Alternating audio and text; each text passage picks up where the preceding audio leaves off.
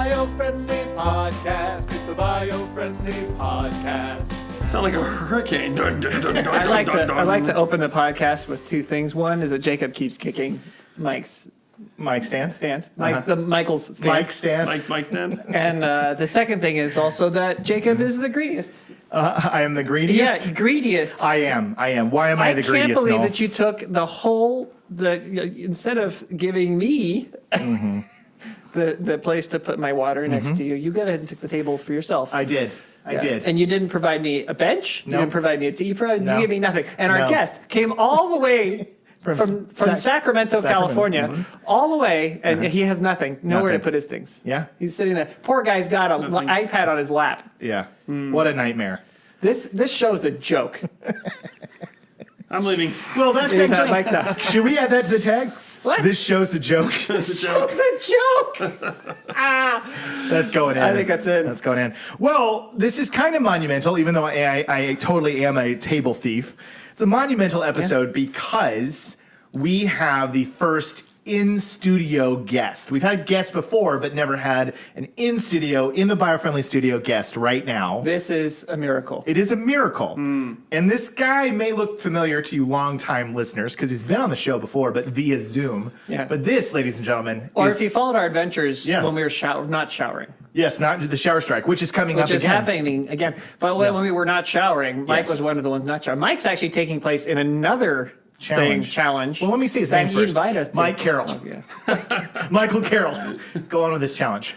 Mike's gonna run for like 2 days straight, basically. I know. Yeah. He tried to get us to do this challenge, And and we check it. I was like, I can't, man. and you know what I did? I ghosted him.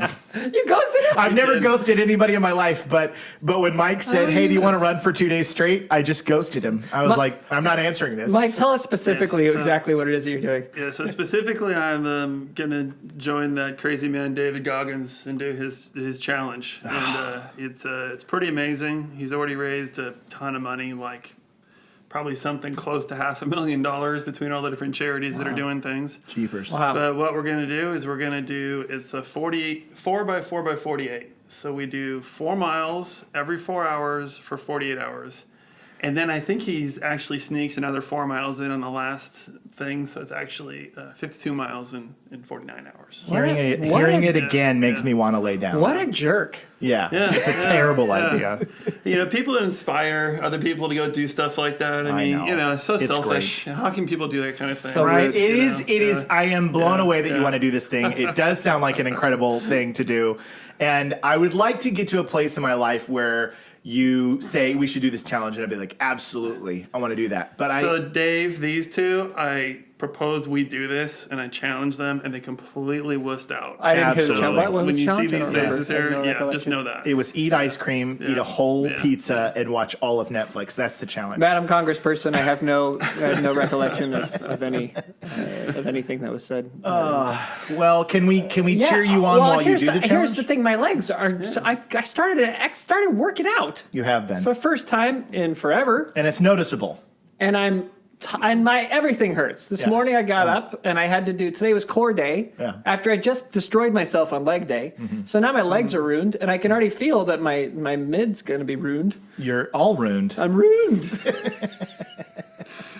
And this guy wants me to run for 3 days, 2 days. 2 days for Including 48 the hours. nighttime. Can we break down what this means, folks? Just Yeah, what the kind of challenge is. torture. All right, 48 hours. So you're running 4 miles every 4 hours Yeah. for 48 straight hours. So that means you run at midnight, and then you get up again at 4 a.m, and you run another 4 miles. Right, and then you've done. Congratulations, you've now run your 4 miles. Now you go to bed for 2 hours because Yeah. you're so hopped up on adrenaline Adrenaline. from running, and they wake you up again at 8 a.m. And you gotta do to it run again. another 4 miles. Yeah. Yeah. I'll be either asleep or running for the whole weekend. Yes. It is a sacrifice, and it's impressive. Well, It's I think impressive. if our reticence to do it and our complaints about it are any indication of how impressed we are, we're pretty impressed. We're pretty impressed. Yeah. I am definitely impressed because I only know about the 4 by 4 by 48 at In-N-Out Burger that you can order Yeah, off the that's secret menu. It's 48 patties with 4 With buns only 4 slices of cheese and 4 buns. and 4 buns. It's my favorite off-menu item. So good luck, Michael. Stick to In-N-Out. 4x49. My neighbor is going to do it with me as well, Joey. And, Awesome. and so we've got a nice barbecue and thing planned on Sunday for That's part of gonna our be recovery. nice. So That'll be a good yeah, celebration. yeah, That'll yeah. be nice. Can we root you on while it's happening? Is there like a track the runner or support, or is there a site we can share with the audience while it's going on? You know, I need to venture into that whole Okay. world of maybe the Instagramming and tagging Yeah. and things. Yeah, Sure. because we want to cheer you We'll, on, we'll man. put it on the painless screen. Yeah, Absolutely. I'll stick it out there. So what is my Instagram? Oh, Michael Carroll World. Michael So Carroll. Michael Carroll Carroll World. I'll throw some World. stuff up, some pictures. And then I love think there's a David Goggins has got the 4x4x48 tag as well. That's So, awesome. Yeah, we want to cheer you on, man, and maybe I Absolutely. can get myself to a place where that seems feasible, but just Yes. doesn't seem possible right now. The next year's challenge, they're committing to next year. Yeah, we're doing all some right. fundraising, we're doing some things. Good. Okay, we got it. Madam on tape. There we Congressperson, go. I Yep, didn't. yep. I have no recollection of this. I'm so glad we don't have a Biofriendly podcast stenographer. Yes. Read Yeah. that. If only I love how you said I'm glad we don't have a star. This is being recorded, but that I know doesn't you're matter. right, and it's there and out in the world forever.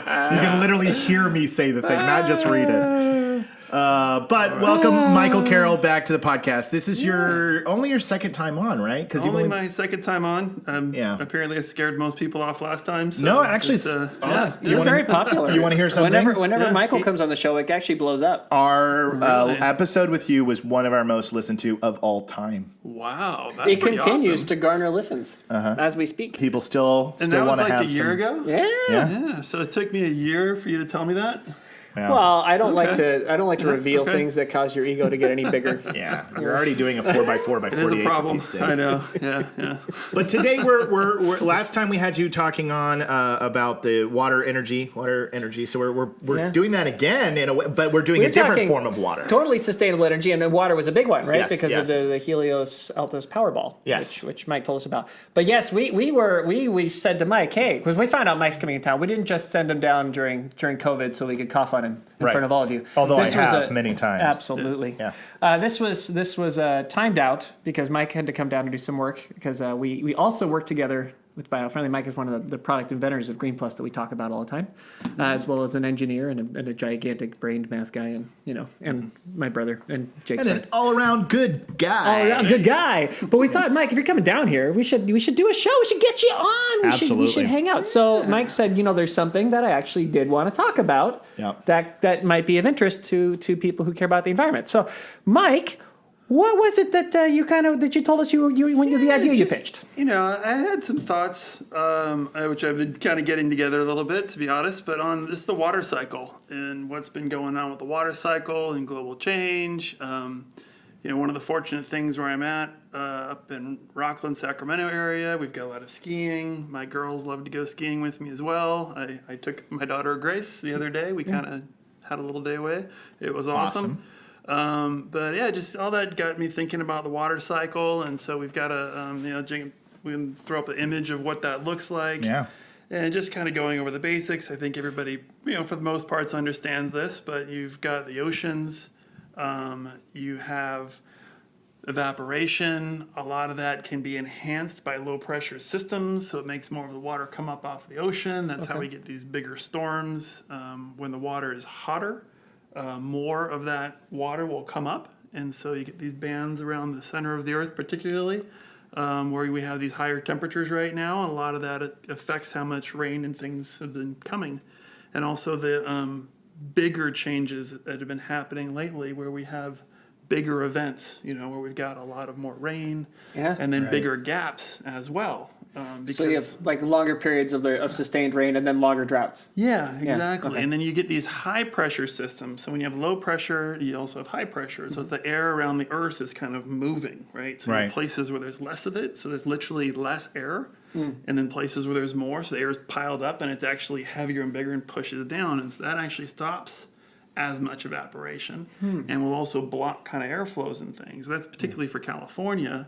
We have a thing where we get these high pressure systems set up off the coast and it just pushes the storms around us. And Right. that's when we get these big droughts that can happen for a few years in a row. So when they don't happen, what happens to those high pressure systems off the coast? They're just They not there. get broken down and move away, and then we get these Like actors in Hollywood that didn't make it. Yeah.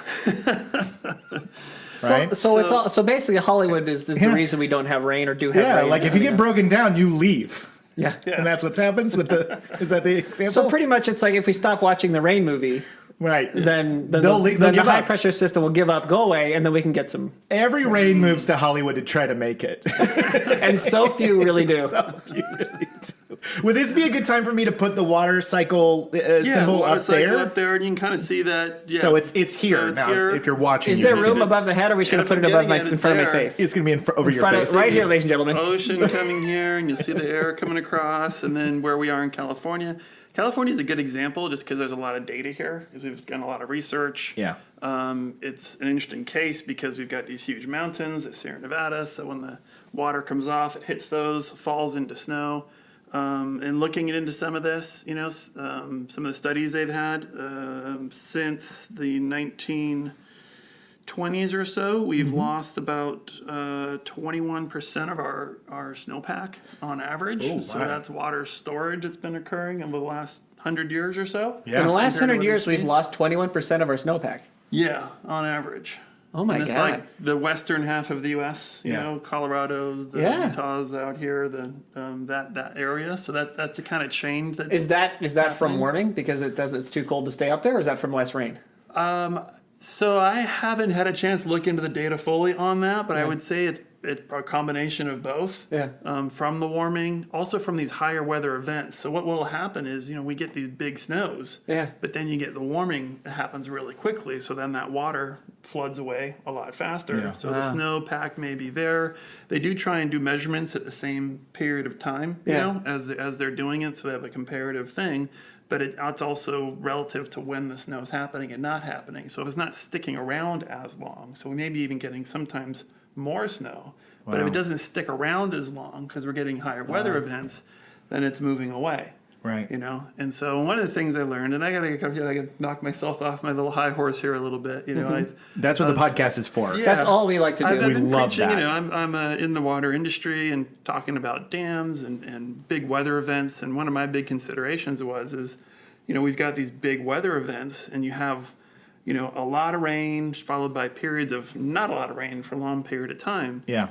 And so sort of my concept is we've got to catch, which is obviously a lot of people's concept, is you got to catch as much of this water as you can. Right. Where we have dams, maybe we should be looking at more dams further upstream because those streams have already been taken. Those fish aren't going up that stream anymore. Right. Yeah. And there's opportunities there. And so one of the things, too, just from my background in the water industry, one of the things I learned is when we have these big fires from these bigger dry periods, it's what's also interesting is the fires get so hot now that it actually creates almost like a glaze over the soil. And so when it rains, that water doesn't get absorbed into the soil in the same way. Really? Wow. And so what happens when these dams, and I've worked with some of these companies, and they have to end up cleaning it out, is you get these huge water flows. So instead of the water kind of going into the soil, some percentage of it being Right. soaked and it makes its way in, And then to grow more water life on just the hills, comes yeah. jamming down the hills, these huge floods of water because it can't sink into the soil the same way. And then it wipes out trees and rocks and erodes everything and it fills all that up with all this junk. So it's also Mike, part this of is a like nightmare. Yeah. This is well, It's one of the challenges we're definitely dealing with. well, and so it's just because the intensity of the fires itself is causing that layer of like a char layer Yeah. where it's burning, and that's new because the heats are so intense The now. heats are getting so intense now. These fires are getting so big, and there's Wow. so much more fuel, and That we're getting a nice little forest frosting management. of fire glaze. Fire glaze. over Yeah, there's everything. there's actually a glaze they've noticed. It's like that's literally they were kind of looking into it. They had this is about 2 years ago when I was learning about this, and they Yeah. haven't described it too much more than that. Right. But there is this almost like glaze that occurs. That Interesting. they've noticed, and so that water doesn't get absorbed. So. Yeah, so you get these debris flows. That's part of that. When you have the dams and things, you're capturing a lot of that from not flowing down and Yeah. wiping out. Now you got to clean it up in the dam and everything. But So that means we have to have better dams with better filtration and right. so there's just we don't want- management of that. I mean, it's the whole system, right? I mean, it's Yeah. that whole acceptance of we've got to, we need to live with nature, but we also need to So manage our forests, look Sure. after them, not let them get so overgrown. Well, and we talk about that things a like lot. that. I know you guys have. We yeah. covered that. And Yeah, it's an issue, right? I mean, like the Native Americans who were here, before Whitey came in and took it all, were incredibly good at clearing out. at clearing the overgrowth. forest, keeping the forest managed, so that it was, so that when you have the fires, they were sustainable. They were Yeah. fires that the trees could manage and make more trees with. Yeah. Yeah. As opposed to what we're dealing with, now, which is just where you just kind of let it go and then you put out the fires. I mean, that's Yeah. we talked about that before too. Yeah. One of the great things we can do is we're really good at putting these fires out. One of the problems is we've gotten so good at it that we stop all the fires that are kind of some of them are needed. Yeah. Yeah. They are. And that's the problem. Smokey is very upset, and he's been blamed for being the fault. We had an And so entire year where you said you don't mess with Smokey on the show. Yeah. And by the way, for our audience at home, I'm not going to bleep any of the dams that have been said so far. The dams? We're allowed to just keep The damn saying dams? dams. Yeah. So you Yeah. can keep saying dams. This is the one PG-rated Biofriendly podcast. I'm not going to bleep any of those dams. Yeah. I think, was it Clark Griswold or was it a different Chevy Chase character who goes, damn, TT doo-doo?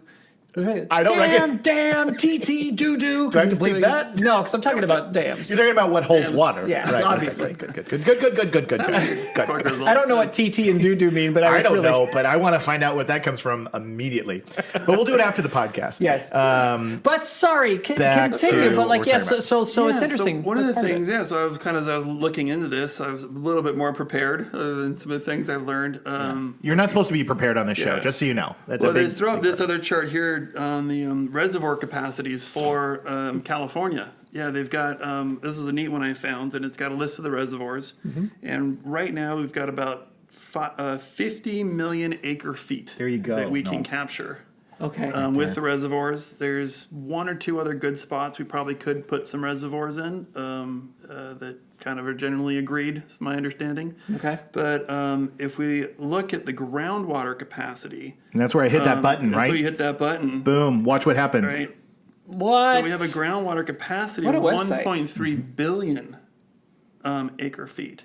Right? So Wow. in each acre foot is about 350,000 gallons, roughly. And that's supposedly what two households need for a year. What? That gives you an idea of what people need to kind keep a of lot of people water. use. Yeah, we use a lot of water.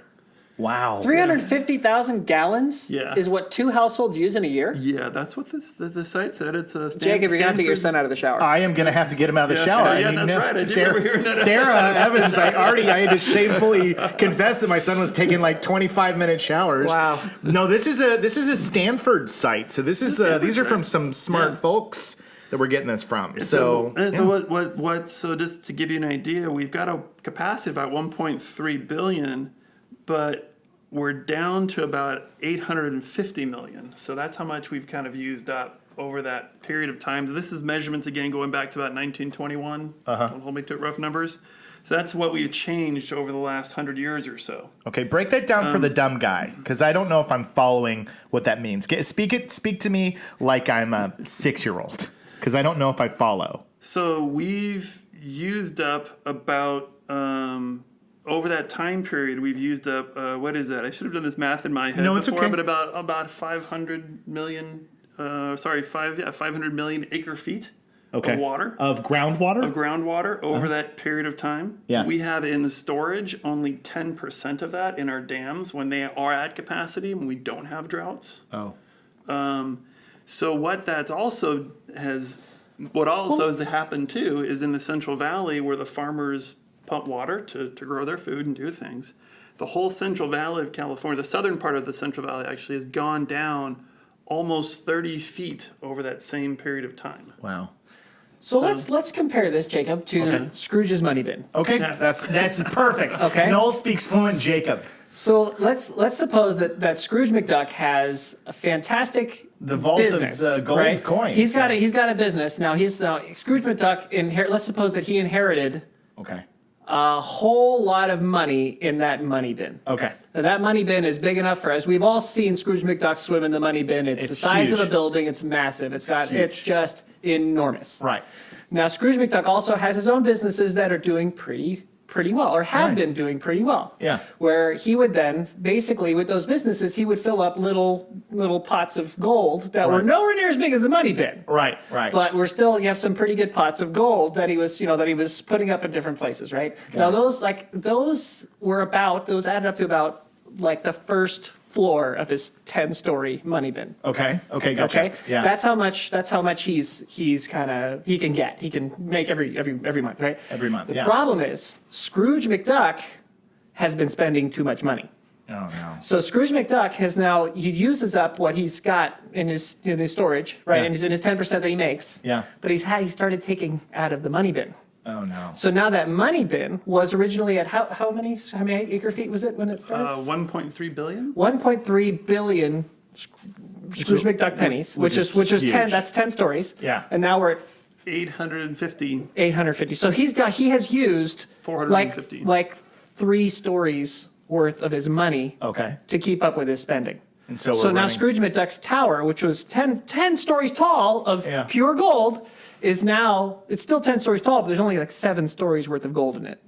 This is a nightmare. Yeah. From Scrooge McDuck, he's losing his money. Right. So Right. Scrooge either has to use less so that he Right. stops dipping into the money bin. Right. Or he's got to find a way to make more gold Make more. so that he can get through. Message received. I get it now. So is there a way to make more gold? Is there a way to make more water? Yeah, so, making more water is more evaporation from the oceans. And, heating things up is actually going to create more water in the air. Right. So that is part of that. But again, it's going to come down pretty quickly, which is what happens.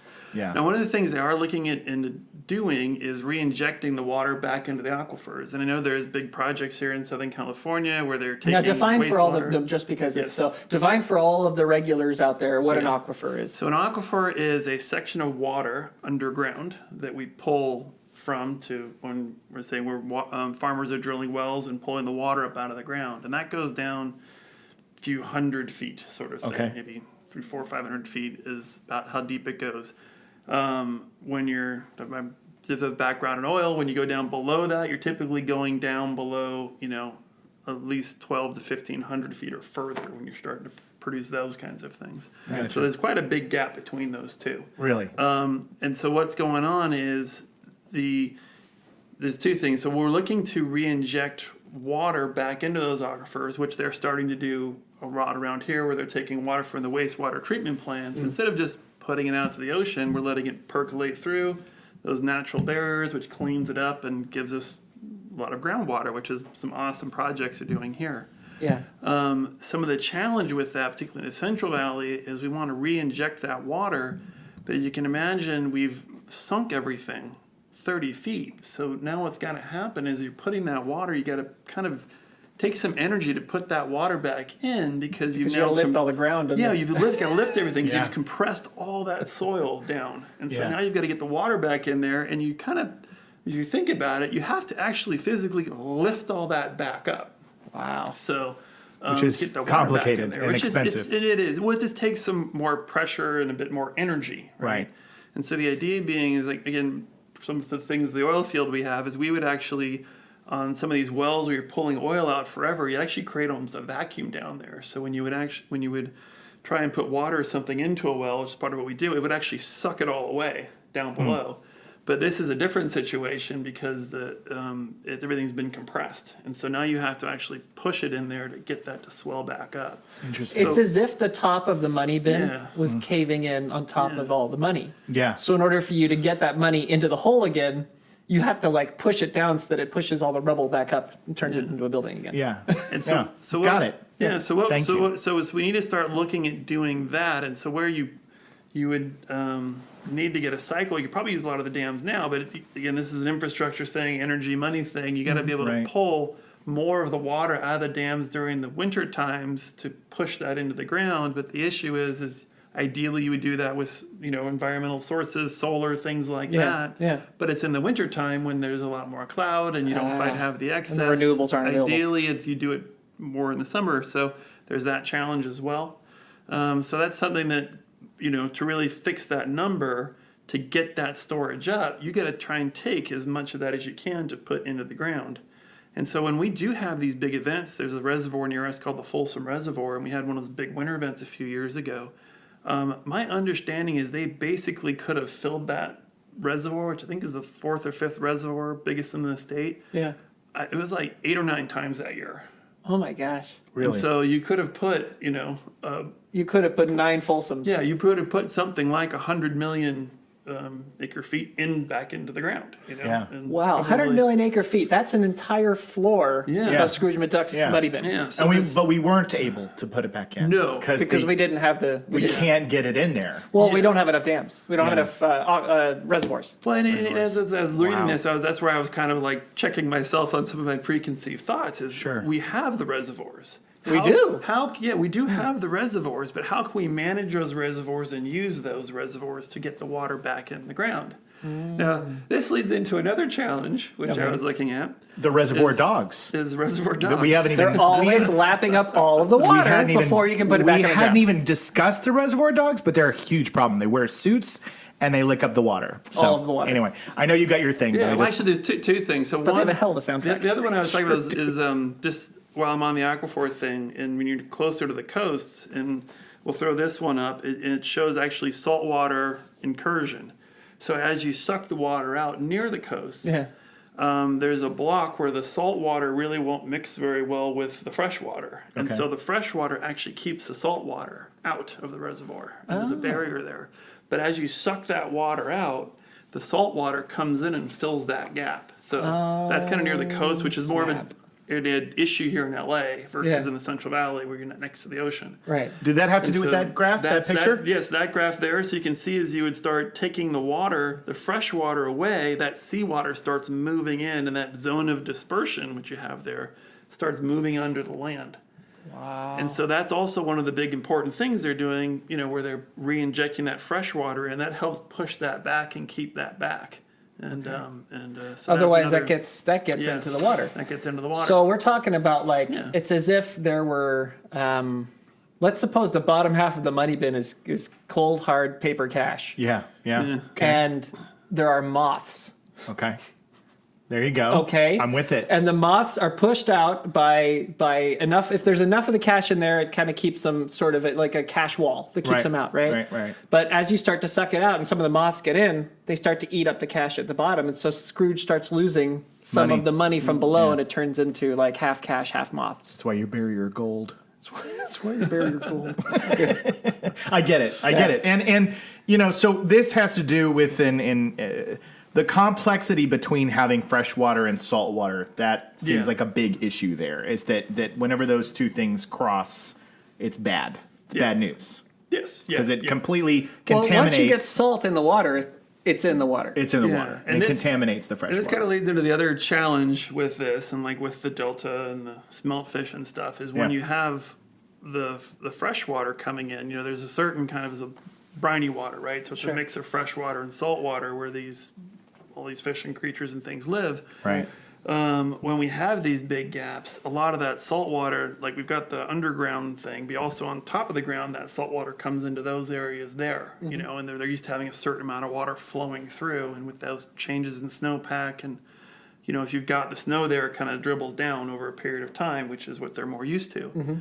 But now it's in big floods and big gaps. So the dams actually help that because we release the water at a certain way in a certain path to do that and flood that out. So that's also a really important part to try and keep that balanced and that moving too. But it's part of the challenge of all of this stuff.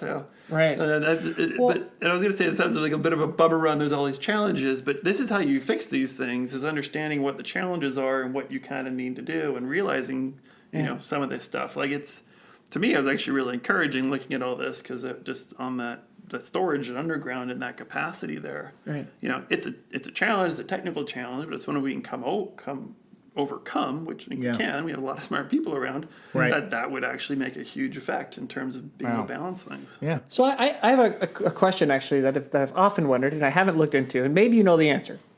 So we just shut down a dam in Northern California recently because it was kind of restricting the swimming patterns of salmon, right? And that was considered like sort of a pretty big environmental event. Now I didn't look very heavily into it, but I'm hoping maybe because you live up there, maybe you have had a chance to look more into that. Like, what are the effects of if we start damming more water, we start keeping more water so that we can control how much of it goes down and fill more reservoirs and do a better job of getting water back into the water table, or into the underground water, the aquifers. Does that have an effect on some of the fish life in the area, or is there a way to avoid that? Yeah, it's like anything, it's all a balance, right? Right. You guys talk a lot about that here, and we are part of this world, and we are changing this world. Yeah. Yeah. And so, in a lot of ways, we're picking winners, we're picking losers, and we're doing that. But there is a lot of things that could be done. I know where we're at, right near our place, which my youngest daughter, Genevieve, with the Daisy Scouts, we went and did a tour of the local salmon place. Awesome. They are capturing a lot of those salmon that come upstream. They are harvesting them. They've got huge beds. We're doing it probably not quite in the same way as the natural way, but they have been able to essentially recover and get back to maybe 60 or 70% of what was there before. Oh wow, that's great. Which is pretty amazing. Yeah, that is. Yeah. But it kind of gets back to that challenge. Like, what do we want the world to be like, and what is the world like now, and how do we deal with what's happening? And right. What is happening is we're having longer periods of drought and shorter periods of really intense weather events. And that is what we are going to be dealing with for some period of time here. So. Yeah, well, as we try to transition ourselves, I mean, I would imagine that if we were able to reduce to some degree, hopefully to a great degree, how much greenhouse gas we're pouring into the atmosphere, that might help with to. I mean, I think there's the argument of how much of it is cyclical, how much of it are we contributing to it, or how much of it is just are we doing it, right? Yeah. But I imagine if we're not contributing more greenhouse gas emissions to the environment, that it would hopefully stop it from heating up as much, which might also make them less severe, which would mean we could do a little less intervention, hopefully. Yeah. Yeah. And ideally. And we've got again, in the grand scheme of things, we have a small data set. We have a 100-year data set on all this, which when you took a look at the overall grand scheme of things, it's a tiniest little bit. Oh, totally. Yeah. But things are obviously changing. The concentration of CO2 in the air is obviously changing, And, whether you want to argue that there's global warming or the sun's patterns, things like that, there are changes we are observing that are clear and undoubtable. They're absolutely there. So right. The thing we need to look at what we want to do to change that. And they say this is a long-term problem. If we were to meet all the targets for the Paris Accord agreements, things you want to do by 2030, 2050 and all that. Yeah. I mean, I think if we can meet 2050, I think basically the idea is we're at CO2 neutral. We're not producing any more. Okay. But now we've got 150 years of CO2 in the air that we need to start taking out, and that's not going to go away. So whatever we're going to do here, this is a 100-year to 150-year fix. Right. To get back we've put it up there. At least to get back to where we were before. Well, and what you're talking about, I think, focuses on an interesting question when we talk about the intervening with the natural environment in order to solve the problem. Yeah. I think that is one of the complexities of being an environmentalist. Yeah. Is that a lot of people are out there and they're going, okay, well, we want this and we want this and we want this. But when you have the billions of people around the planet that we are trying to get fresh water to, that we're trying to feed, that we're trying to reduce the emissions, there are things with our environment that we will probably have to alter the natural way because it's already been altered. Do you know what I mean? Like the damage is done. The damage is done, and so we might run into people along the way that say, "Well, we need to make sure that the fish swim freely." But the problem is, if we do that, then we won't be able to do this and this and this and this and this. So we need to come up with an alternate way in order to help that species flourish and survive. But it may be a new diverted from the natural way, right? Yeah. That's just going to be part of how we solve a 150-year problem with changes to the world, and right? I think in the U.S. we have so little awareness of what the day-to-day living problems are for so many people on this planet. Absolutely. Right? We've got you've got about 1 billion out of the 7 who are living a pretty great, decent life, doing all right, right? Yeah.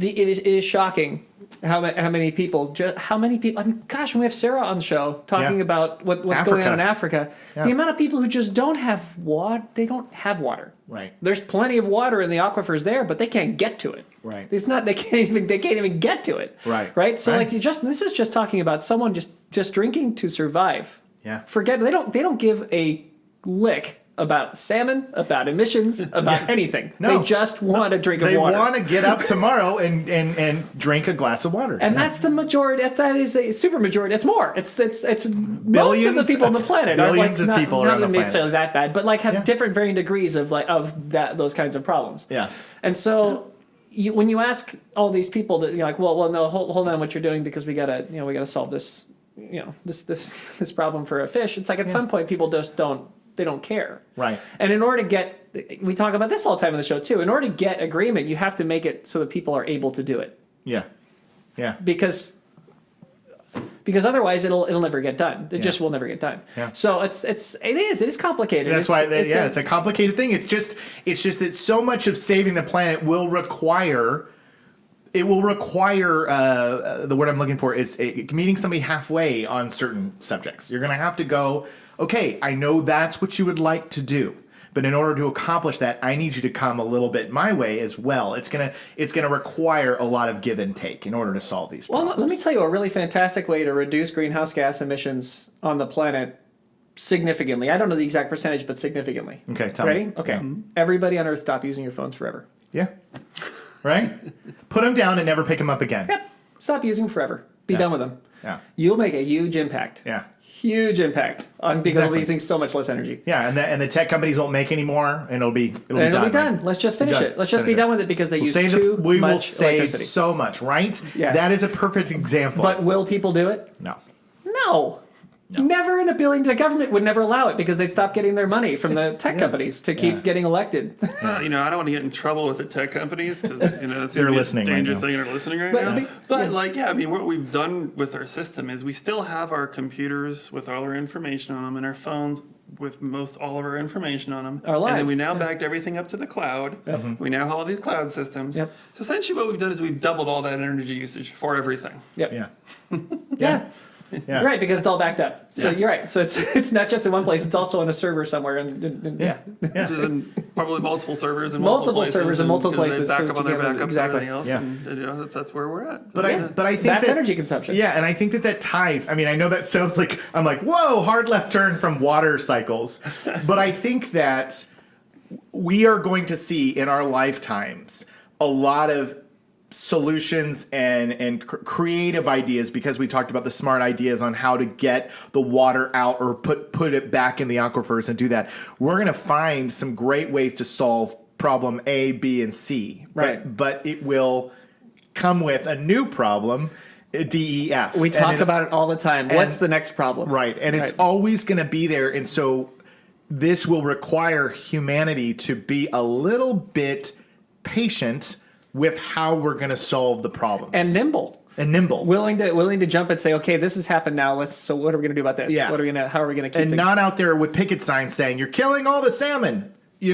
We don't want to kill the salmon. None of us do. No, how about signs that say, "Hey, the Daisy Scouts just saw that we saved. We're saving the 60% salmon." But that's what I think that this community comes with the complexity of that people are like, we need to go electric vehicle now, and then you go, yes, but Here's what you will create. This Right. is the problem you're going to create, and it's like that with everything. We need to get everybody fresh water now.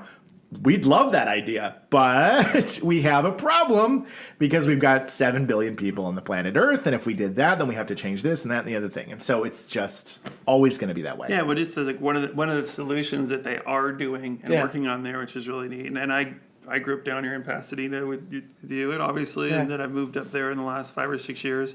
But not being, I love kind of driving around the farm country a bit and seeing what's going on out there. And some of the things they do is we've got a lot of rice fields and paddies and things. And so what they'll do in the wintertime is they allocate, because they've got extra water, they allocate a lot of that to the farmers. And so what they do is they flood their fields. Yeah. And so when you're going around the Central Valley, where we are particularly, there's so many the farmlands like flooded with water, and a lot of that is to try and get more of the water to soak into the ground to help recharge it. But it also is to help all the migrate, because we've got a lot of geese and ducks that migrate through the Central Valley and stuff. Yeah. So they've all got more places to stop and to feed and to look at stuff and Fascinating. to do all that. So there's just a lot more birds and those that kind of stuff there too. So there's you're kind of helping those populations. Helping those populations. Helps the farms, helps the farmers. The ducks are obviously they're doing their thing, getting a little more Does that rejuvenate the soil? Does that help to rejuvenate the soil at all? Because you figure all the ducks in there pooping and all the ducks in there pooping there doing their things. Yeah. Other things grow, right? Yeah. And then when the water goes away, that nutrient and stuff's left there, so that helps out with that cycle. Scrooge as well, McDuck too, pooping. so. Scrooge McDuck. Scrooge McDuck and his crew. He's got pooping- very pooping gold. nutrient rich. It is, like I said, it is amazing matter. up there. Like where we're at is we've got a little deck on the back of the house, and I can sit out there at night. And you hear the ducks just flying over. Really? That's cool. That's awesome. Yeah. Yeah. Well, is there anything else that we can attack about the water cycle and what you learned and obviously we just need to find more ways We're to get good water at in the soil. distracting people. Due to on this distracting show. people. It's I'm kind our of looking number through my one talent. things here. I think I hit most of the stuff. The subsidence stuff. That's all from NASA. Yeah. Right now, one of the other stats I did have is we're going down in some areas still about 2 feet a year. So it's actually sped up. So if you can imagine, it was 30 feet over that Yeah. 100 years or Yeah, so. 20. Oh, God. Since Right now, we 1920s. have some areas that are going down around 2 feet a year. So It's a lot. Way too quick. Yeah, it's a little way too quick. So that was another kind of bigger item, which when you look at that scale, kind of surprised me a little. But People don't realize it while the faucet's still running. Yeah. That's the thing. It's like you have no idea that you're draining the piggy bank when the money keeps coming in. Yeah. I mean, you talked about what we live in now, and most people, our connection to water is so removed. You know what I mean? Like 100 years ago or 150 years ago, the idea of just turning a spout and getting fresh, drinkable, clear water was completely like, that's insane. That'll never happen. But our relationship to water is so distant that you don't even acknowledge a lot of times when you're using it. You're just kind of like, oh, cool. You flush, take a shower, do my toothpaste, toothbrush, all that stuff. And so our relationship to where it's coming from is so removed. It's hard to remember, how much is being used. Yeah. And it's important stuff. It's the Yeah. most valuable resource we have, and we will It ever really is. have. Yeah. It is funny because you don't think about that. Like we think what's the most valuable thing, and think, oh well, gold and platinum and diamond, whatever. Yeah. It's okay. Yeah. Well, if you don't have oxygen, you're dead in 2 minutes. We need that. First, we need air. If you don't have I guess water, oxygen's you're a dead little in more 2 important. days. Yeah. Yeah. I mean, yeah. These are the valuable resources. These are the things that we live on. These things that seem like everyday things that are everywhere. That's what we live on. Yeah. Yeah. Yeah, that's for sure. Yeah. Is that That it? was kind of the highlights of things, That was I've got terrific. lots of tangents we can go off into, but in terms of like saltwater desalination and all that, but I think we've probably done pretty well. You can save that for another day. Yeah. I think you're obviously going to be coming back to the show again and again and again. So we can save those for a future time. But I think we could let's next time you're down, let's do a whole thing on desalination. That'd be a blast. Yeah. Let's say we get into it. I mean, we try to make them 30 minutes, and when you do a good job, it goes longer than that. And I think we're approaching gone a while? 45, so Okay. you're doing great. Okay. So when the guest hits 25 minutes, they should be ashamed of themselves. That's the rule. Every time If it at gets- 25 we start doing the tags, then you were It's like terrible. you did not give us enough content to be on the show. I kid, former guest. That's never happened. It's never happened. It's never happened. That's why I made the joke, is that we've always had half an hour easily. Yeah. But it is one of those things that is good, because this is that kind of knowledge and that information that I think that you can see a headline article, but not a lot of people take the time to dig into, like what an aquifer is or what the water level is, and how things are being added in the soil. So it's helpful, I think, for our painless green audience. if our people don't Biofriendly understand it now after this podcast, after the they're Scrooge never going to McDuck, get it. right? After the Scrooge McDuck analogy, they better all get it. Yeah, Look, if you go Ducktales, Woo! exactly. I'm still not sure I got that analogy, so maybe you explain that to me Oh, afterwards. it so Yeah, works. no problem. Don't worry about it. Okay, It's okay, really, good, it's good, really yeah. targeted at a guy like me. Yeah. So yeah. I love it that it's too simple for Mike. Too Too simple. But Jacob's like, oh, I could get a doctorate in this. You're kidding me. I could be well versed in my water levels. Huey, Dewey, Louie. All right. Well, that's been the Biofriendly podcast. Thank you, Michael Carroll, Mike Carroll, Grow Michelle. We got a new tag today, right? We do. This show's a joke. Oh, it is a joke. God, that's hilarious. This show is a joke. Okay. So that's the new I think I have to remember that because I think it'll come back to me. All right. So let's go. I think it. Well, Yeah, I know one then. You do? Since you're going to make me. You can I say can't it. leave. You can do. So right? you can, you Everybody can't else leave. gets an option. I'm No stuck option. here. You're so. stuck here. You know, So right, I'll kick us off. Kick you us take off. that to the next one, then he'll close us out. Okay. So we're your beacon of light in a gloomy environment. Carefully avoiding neonicotinoids. We are the Siegfried and Roy of podcasts. And this show is a joke. It really Yes, that's good. It really is. now we say goodbye. Ready? Oh, and our special. Yeah. Okay, so we lift our hat. Yep. Lift your hat and cheerio. Helios people. He added his own flair. I like it. love it. Biofriendly podcast. It's the Biofriendly podcast.